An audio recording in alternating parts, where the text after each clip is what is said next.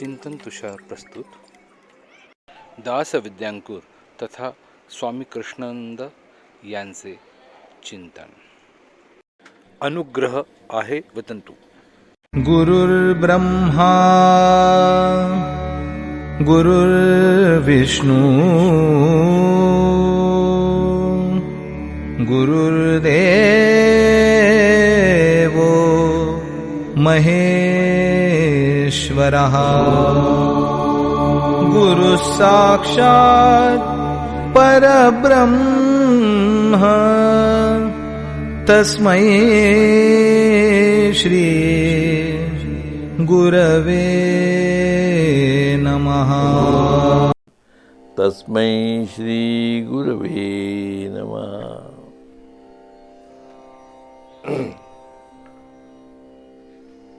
आपण परमार्थ चिंतन करत आहोत. परमार्थ करायचा म्हणजे त्या अनंताचा पंथ आपल्याला घ्यायचा आहे.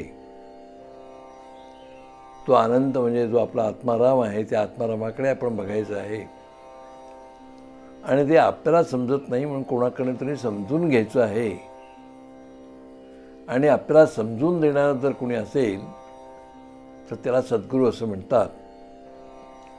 म्हणून ज्ञानेश्वर महाराजांनी आपल्याला सांगितलं, जाणतेनी गुरु भजिते. आपल्याला जाणून घ्यायचं आहे, त्यामुळे गुरूंची आपल्याला आवश्यकता आहे. गुरूंचं भजन करायचं म्हणजे गुरूंच्या आपण जवळ जायचं आहे. पण तो जाणता गुरु असला पाहिजे हेही आपण बघितलं.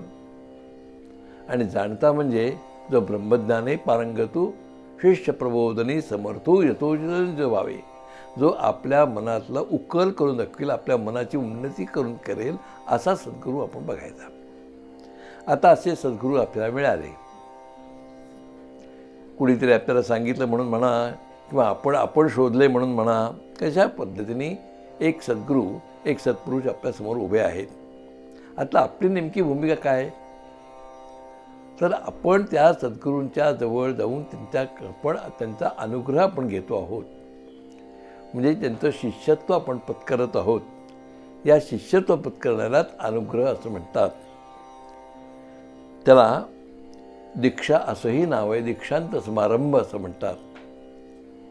आपण कोणतीही शालेय शिक्षा जेव्हा घेतो, शालेय शिक्षण घेतो, तर विश्वविद्यालयात जाऊन दे, साध्या विद्यालयापासून विश्वविद्यालयापर्यंत प्रत्येक ठिकाणी आपण प्रवेशच घेतो ना. प्रवेश घेताना काही गोष्टी आपल्याला, ज्याला आपण फॉर्मॅलिटीज म्हणतो, त्या फॉर्मॅलिटीज आपल्याला पुऱ्या कराव्या लागतात. तीच फॉर्मॅलिटी ह्या ठिकाणी सुद्धा गुरूंच्या समोर आपल्याला पूर्ण करायची आहे. त्याला दीक्षा किंवा अनुग्रह असं नाव आहे. ज्ञानेश्वर महाराजांनी या अनुग्रहाला आहे व तंतू असं म्हटलेलं आहे. आहे व तंतू म्हणजे मंगळसूत्र. ज्याप्रमाणे वधूच्या गळ्यात तो वरश्रेष्ठ मंगळसूत्र बांधतो आणि कुठलाही एकमेकांचा संबंध नसलेला किंवा दोघं एकमेकांना अनोळखी असलेले दोन जीव, किंवा आजच्या भाषेत बोलायचं म्हणजे दोघांना पूर्ण एकमेकांना ओळख असलेले दोन जीव एकत्र येतात आणि इथून पुढचं संपूर्ण आयुष्य आम्ही दोघंजणं बरोबर काढू, अशा तऱ्हेचा एक संकल्प करतात, अशी दीक्षा घेतात. असा संकल्प करणार, दीक्षा घेणं म्हणजेच त्याला आपण विवाह असं म्हणतो. विवाह सोहळा आहे, हे मनावर होणारे संस्कार आहेत. आता आपण हल्ली त्या संस्काराकडे फारसं लक्ष देत नाहीत, पण विवाहातल्या प्रत्येक मंत्राचा खोल अर्थ आहे. तो समजून घेण्याच्या भानगडीत आपण पडत नाही. पण त्याच्यातलं मुख्य सूत्र जे आहे ते नातिचरामी, म्हणजे मी आता इतरत्र भ्रमण करणार नाही. जे करायचं तर सहना भुनक्तु सहवीर्यम कर्मावहे तेजस्विनामधित माम असतो. आपण आता दोघांनी इथून पुढे या सगळ्या गोष्टी दोघांनी एकत्रच करायच्या आहेत. असे दोघं एकमेकांची शपथ घेतात असं म्हणूया. त्याला आपण विवाह म्हणतो. म्हणजे आता मी वाहवत जाणार नाही, एका विशिष्ट ठिकाणीच आपण दोघंजण एकत्र येऊ. इथून पुढचं आयुष्य आपण घालवणार आहोत एकत्रत्रेनी.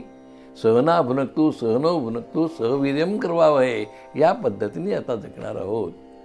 हा जो दोघं संकल्प करतात, हे एकमेकांची शपथ घेतात, त्याच्यात नातिचरामी असा मंत्र आहे. तोच थोड्याफार अंशाने अनुग्रहात पण येतो.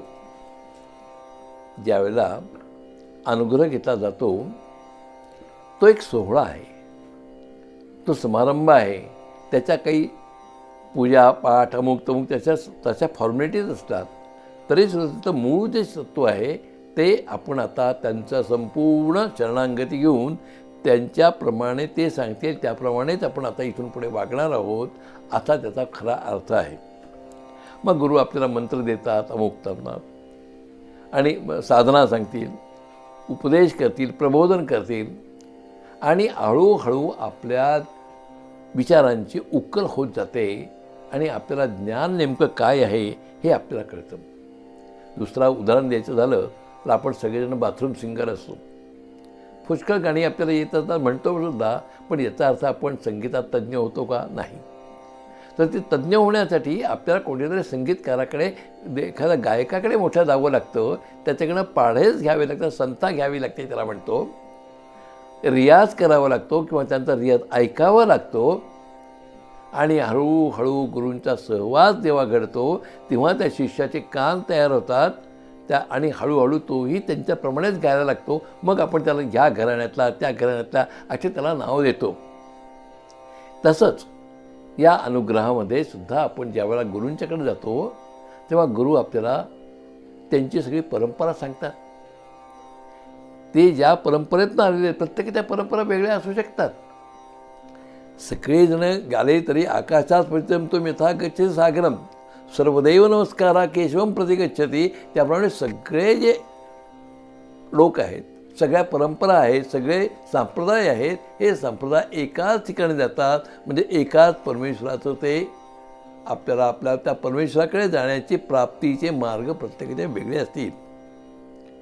जसं आपण मागे म्हटलं तसं कोणाचं जप तप ध्यान काही असू शकेल, परंतु प्रत्येकाचा शेवटचा टप्पा एकच आहे की ते म्हणजे परमेश्वर प्राप्ती, परमेश्वरी ज्ञान.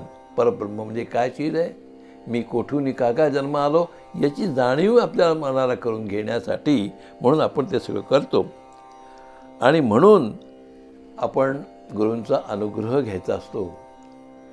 अनुग्रह घेतल्यानंतर गुरूंवर एक जबाबदारी असते. ज्ञानेश्वरांनी आणखी एका ठिकाणी म्हटलं आहे की गुरु जो आहे व तंतूने, गुरु तुम्हा गळ्यात मंगळसूत्र बांधतात, म्हणजे बोधाचं मंगळसूत्र बांधतात, मंत्रबीज देतात आणि त्याच्यानंतर तुमचं परमेश्वराचे लग्न लावून देतात. म्हणजे ज्ञानेश्वरांनी एका ठिकाणी असं म्हटलं आहे की गुरु हे मधले अंतरपाठ दूर करणारे किंवा मंगलाष्टका म्हणणारे ते फक्त काय म्हणायचं उपाध्याय आहेत, आपण त्यांना भटजी म्हणतो ते आहेत. म्हणजे त्यांचं ते काम करतात, म्हणजे तुमचं परमेश्वराची लग्न लावून देण्याचं मधला अंतरपाठ दूर करतात. जसा विवाहात तसा या ठिकाणी माझा अंतरपाठ म्हणजे माझ्या अज्ञानाचा जो पट आहे, पट म्हणजे वस्त्र, अंतरपाठ याचा अर्थ तुला तोच आहे अंतरपट. तसा माझा अंतरपट स्वच्छ व्हावं म्हणून त्याच्यात जो यांनी केलेला आहे, विचारांच्या भ्रमंतीने जे झालेलं आहे, ते माझे धुरकट विचार सगळे दूर व्हावेत आणि मला खरोखर सद्विचारांचा यावा. म्हणजे देहबुद्धीची आत्मबुद्धी करावी, ते होण्यासाठी जे जे गोष्टी लागतात त्या सगळ्यांचं प्रबोधन आपल्याला गुरु करून देतात आणि मग गुरु आपल्याला हळूहळू मार्गावर आणतात. आणि हाच आपल्या परमार्थाचा खरा मार्ग आहे. आता गुरु सांगत असताना नेमकं गुरु आपल्याला काय सांगणार आहेत, तर ज्ञानेश्वर महाराज आपल्याला एक छान ओवीत सांगतात, देखे अनुक्रमाधारे स्वधर्म जो आचरे तो मोक्षतेने व्यापारे निश्चिंत पावे. आपण गुरूंच्याकडे जातो, परमार्थ ज्ञान घेतो, म्हणजे परमार्थ ज्ञानातून आपल्याला साधायचं काय, आपलं ध्येय काय आहे, तर मला मोक्ष मिळाला पाहिजे. आता मोक्ष या शब्दाचा अर्थ आपण ज्या ठिकाणी तिचं सगळं संपतंय, जसं निघालेली नदी ही सगळी डोंगर दऱ्यातनं जात जात शेवटी सागराला मिळते आणि सागराला मिळते की तिचं नदी म्हणून जे तिचं अस्तित्व आहे हे संपतं, कारण ते सागरात विलीन होतं. तसं हे मानव म्हणून आपण जन्माला जे आल्यानंतर आपलं जे देहपण आहे, जीवपण आहे, हे जीवपण संपूर्णपणे त्या परमेश्वरामध्ये विलीन करण्याची जी क्रिया आहे, म्हणजे परमेश्वर म्हणजे महासागर आहे, तो मोठा आहे, त्याच्यामध्ये विलीन होण्यासाठी जी क्रिया आहे ते आपल्याला गुरु तिथपर्यंत नेत असतात. मग ते सांगतात, ते म्हणून म्हणतात, पण काय करा तुम्ही? पहिलाच उपदेश त्यांचा आहे बघा, देखे अनुक्रमाधारे स्वधर्म जो आचरे तो मोक्ष तेणे व्यापारे निश्चित पावे. म्हणजे निश्चित, ज्याला म्हणतात ना फुल गॅरंटी, असं आपल्याला ज्ञानेश्वर महाराजांनी या उभी दिली. ते म्हणतात तुम्ही अनुक्रमाधारे वर्तावे, अनुक्रमाप्रमाणे. आता अनुक्रम म्हणजे काय? स्वधर्म, ते स्वधर्म जो आचरे, जो अनुक्रमाने स्वधर्माचं आचरण करील तो या मोक्षाला निश्चित जाऊन पोचेल, असा सतत अर्थ आहे. आता अनुक्रमेचा अर्थ आपल्याला समजून घ्यायचा आहे. मोक्ष तर आपल्या लक्षात आलं की परमेश्वर प्राप्ती म्हणजे मोक्ष, पण स्वधर्म म्हणजे काय, हे दोन शब्द महत्त्वाचे आहेत. या दोन शब्दांचा आपल्याला विचार करावा लागणार आहे. म्हणजे अनुक्रम म्हणजे काय? आता साधा विचार करा, मी आज इथं उभा आहे. मी कोण आहे? तर मी काही नाही, 2 मुलांचा बाप आहे. कोणाचं त्याच वेळेला मी पती पण असतो, त्याच वेळेला मी कोणाचा तरी काका असतो, कोणाचा तरी मामा असतो, कोणाचा आणखी कोणीतरी असतो, कोणाचा मित्र असतो, कोणाचा पुत्रही आहे. अशा याच्यामध्ये मी जर सगळीकडे एकाच तऱ्हेने वागलं तर चालेल का? तर मी ज्यावेळेला मुलगा म्हणून माझ्या वडिलांच्या समोर उभा राहतो त्यावेळेला मी मुलगा म्हणून आहे, म्हणून ती माझी कर्तव्य वेगळी आहेत. मी पत्नीच्या समोर असेल तिथं माझी कर्तव्य वेगळी आहेत, मुलांच्या समोर वेगळी आहेत, मित्रासमोर वेगळी आहेत. त्यामुळे त्याला अनुक्रम म्हणतात. असा अनुक्रम जसा असेल, या अनुक्रमाप्रमाणे माणसाचं वर्तन व्हायला पाहिजे. हा पहिला त्याचा दंडक आहे.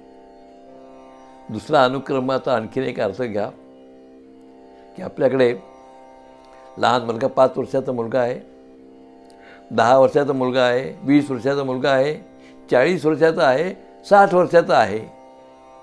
देह तोच, नाव तेच, तोच माणूस. पण प्रत्येक वयोपरत्वे हळूहळू त्याच्या प्रगल्भतेमध्ये फरक पडतो, त्याच्या विचारात फरक होतो, आचारात विचार पडतो. तरी जर आचरणात विचार झाले नाही, लहान मुलं दुरदूर चालत येतात, तसाच जर 60 वर्षाचा माणूस चालत तर चालेल का? तसाच बोलला तो शाळेतनं आल्यानंतर जसं तो बडबड गीत म्हणणारा मुलगा असेल, तसाच जर तो 40 वर्षाचा मुलगा म्हणला तर चालेल, माणूस म्हणला तर चालेल का? नाही. तर त्यांनी त्या वयाप्रमाणे त्या वयाला जे योग्य आहे, हे योग्य तेच त्यांनी करणं म्हणजे अनुक्रम. अनुक्रमाधारे वर्तावे, याला अनुक्रम म्हणतात. दुसऱ्या अनुक्रमाचा आणखीन एक अर्थ आहे बघा. म्हणजे अनुक्रम या शब्दाबद्दलच आपण विचार करतो. आपल्याकडे वेदशास्त्रांनी, धर्मशास्त्रांनी आपल्याकडे 4 वर्ण सांगितलेले आहेत. ब्राह्मण, क्षत्रिय, वैश्य आणि शूद्र, हे 4 वर्ण आपल्याकडे सांगितलेले आहेत. आता ते चातुर्वर्ण्यम मया सुतम असं गीतेमध्ये म्हटलेलं आहे. म्हणजे परमेश्वर म्हणतो की मी हे 4 वर्ण केलेले आहेत. प्रत्येकाच्या वृत्तीप्रमाणे, गुणाप्रमाणे त्याचं गुणाचं वर्धन व्हावं म्हणून मग लिहिलं की या ठिकाणी माझ्या देहामध्ये खरे 4 वर्ण आहेत. म्हणजे ब्राह्मण, क्षत्रिय, वैश्य आणि शूद्र. ब्रह्मजाने ती 6 ब्राह्मणा, क्षेत्ररक्षती ती क्षत्रिया. वाणिज्य म्हणजे तुम्हाला व्यवहार करण्यासाठी जे लागतं ती वाणिज्य बुद्धी लागते, आणि सेवावृत्तीला शूद्र असं म्हटलेलं आहे. जशी जशी बुद्धी असेल त्याप्रमाणे त्याने ते कर्म करावं, अनुक्रमाधारे. आता जर एखाद्या ज्याला काही कळत नाही आहे, त्या बिचाराच्या हातात ज्याला वाचता येत नाही, त्याच्याजवळ जर ज्ञानेश्वरीचा ग्रंथ समोर ठेवला तर काय वाटेल? त्याला ऐकवलं तर काय वाटेल? म्हणून त्याला जर रुचेल त्याच्या बुद्धीला अनुसरूनच गोष्टी सांगितल्या पाहिजे. जसं लहान मुलांना आपण कौचिवच्या गोष्टी सांगतो, त्याच मोठ्या माणसाला चालेल का? मोठ्या माणसाने चांगला मोठा ग्रंथ वाचला पाहिजे, समजून घेतलं. हा जो फरक आहे हे अनुक्रम आहे. हा अनुक्रमाधारे वर्तावे. त्याचबरोबर आणखीन आपल्याकडे असं आहे की 4 पुरुषार्थ सांगितले आहेत आपल्याकडे. धर्म, अर्थ, काम आणि मोक्ष, हे 4 पुरुषार्थ आहेत. धर्म म्हणजे काय? धारयती ती 6 धर्मा. जो आपल्याला धारण करतो, जो उद्धरण आपलं करणार आहे, त्याला धर्म असं म्हटलं आहे. धर्म म्हणजे नीती, कसं वागावं, काय वागावं, हे जे सगळं सांगितलं आहे, सगळं धर्मात सांगितलं आहे. धर्म, अर्थ म्हणजे प्राप्ती. हे जीवन चालवण्यासाठी तुम्हाला जो काय प्राप्त करायला लागतं, जीवनात काहीतरी गोष्टी प्राप्ती करायच्या असतात. आपण जो बोलतो की आपल्याला पैसे मिळवायचे आहेत, कुटुंब चालवण्यासाठी, हे सगळं आहे तेही इतकं होते. म्हणजे धर्म, अर्थ हे दोन इतकेच महत्त्वाचे आहेत. आणि काम तिसरं आहे, काम पुरुषार्थ. काम म्हणजे वासना आहे ज्याला म्हणतो. आपल्या इच्छा, आकांक्षा हे सगळे काम या शब्दात येतात. आणि चौथा येतो काम आणि मोक्ष. मोक्ष म्हणजे शेवटी त्या परमेश्वराचं ज्ञान आणि सगळं लयाला मगाशी सांगितल्याप्रमाणे नदीनी करत करत जाऊन सागराला जाऊन मिळणं म्हणजे मोक्ष असं समजूया आपण. त्यामुळे हे चारही पुरुषार्थ आपल्याला साधायचे आहेत. एखादा म्हणला की जन्माला आल्यानंतर तर म्हणला मला एकदम मोक्ष बघायचा आहे, त्या अडाणी मुलाला काय कळणार? त्यामुळे हळूहळू त्यांनी बदलत गेलं पाहिजे. देखे अनुक्रमाधारे. अनुक्रम ह्याप्रमाणे त्यांनी करायचं. सर्वात पहिल्यांदी त्यांनी धर्माने वागायचं. मग धर्माने वागण्यासाठी संस्कार सांगितलेले आहेत. जसे आपण नामकरण संस्कारापासून अगदी मौंजी बंधन किंवा विवाह संस्कार किंवा सगळे हे जे संस्कार आपल्या शरीरावर होतात, यामुळे शरीराची किंवा मनाची घडण बदलते. आणि मनाची घडण बदलली की माणूस हळूहळू उन्नत होतो. आणि तो उन्नत होणं म्हणजे एका अनुक्रमातून जसं पाचवीतून 6वी, 6वीतून 7वी असा टप्प्याटप्प्याने तो पुढे जातो. एकदम 6वी झाली आणि तो म्हणला की मी कॉलेजमध्ये ॲडमिशन मिळेल, त्याला मिळणार नाही. त्यामुळे एक एक पुरुषार्थ पूर्ण करायला जायचा. म्हणजे धर्म, अर्थ, काम आणि मोक्ष हे चारही पुरुषार्थ करायचे म्हणजे आपल्याला मोक्ष. म्हणून ते म्हणतात अनुक्रमाधारे वर्तावे. आणि पुढे मात्र त्याने त्या स्वधर्म म्हणजे आपण स्वधर्माबद्दल बोलू नंतर, पण ह्या ठिकाणी जाताना प्रत्येक ठिकाणी माझं जे कर्तव्य आहे त्या कर्तव्याचा अर्थ स्वधर्म आहे की मी हे केलंच पाहिजे आणि हे नाही केलं तर मी चुकतो आहे असं तिथं वाटतं. त्याला ते स्वधर्म असं म्हणतात. जे समोर देखे प्राप्तार्थ जाणार, जे समोर आलेले आहेत, जे आपल्या नियतीने आपल्यासमोर ठेवलेलं आहे, हे सगळं तसं करणं हा स्वधर्म आहे. किंवा माझा एखादा मूलभूत धर्म जो असतो म्हणजे स्वभावधर्माप्रमाणे एखादा माणूस लढवई या वृत्तीचा आहे, एखादा सात्विक वृत्तीचा आहे, एखादा आणखीन काही अशा ज्या वृत्तीप्रमाणे आपल्याला जे जे करावं असं वाटतं ते योग्य जे करणं त्याला स्वधर्म म्हणायचा. आणि हा स्वधर्माचा आचार हा आपण रोजचा पाळायचा असतो. म्हणून स्वधर्म जो आचरे. आपलं नेमकं कसं होतं, या 4 पुरुषार्थापैकी धर्म, अर्थ, काम आणि मोक्ष आपण फक्त अर्थ आणि काम हे 2 मधले आहेत, त्याच्या मात्र कायम मागे लागतो. मला हे मिळालं पाहिजे, मला ते मिळालं पाहिजे, म्हणजे माझ्या प्राप्तीसाठी जेव्हा माझी धडपड सारखी चालू असते तेव्हा ती अर्थार्जन आहे. अर्थ म्हणजे प्राप्ती, कोणतीही प्राप्ती असू देत. त्याच्यानंतर काम म्हणजे वासना. म्हणजे वासना आणि प्राप्ती याच्यातच इतके गुरफटलेले असतो की आपल्या धर्माचा विसर पडतो. मोक्ष तर आपण लक्षातच घेत नाही. तेव्हा मोक्षाकडे जायचं असेल तर आधी धर्माकडे बघायला पाहिजे. आणि काम आणि अर्थ हे जीवनाला आवश्यक गोष्टी आहेत, पण ह्या आवश्यकता तेवढ्या दिल्यानंतर तुम्हाला मोक्षाकडे जाण्यासाठी धर्मानेच वागलं पाहिजे. म्हणून पुढे एका ठिकाणी ज्ञानेश्वर म्हणतात धर्माधारे वर्तावे, विश्वते मोहरे लाभावे.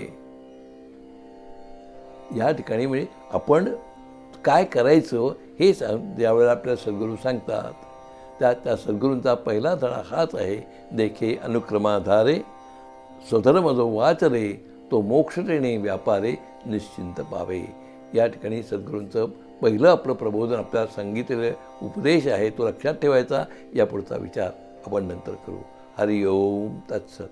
हरिओम तत्सत. हरिओम तत्सत.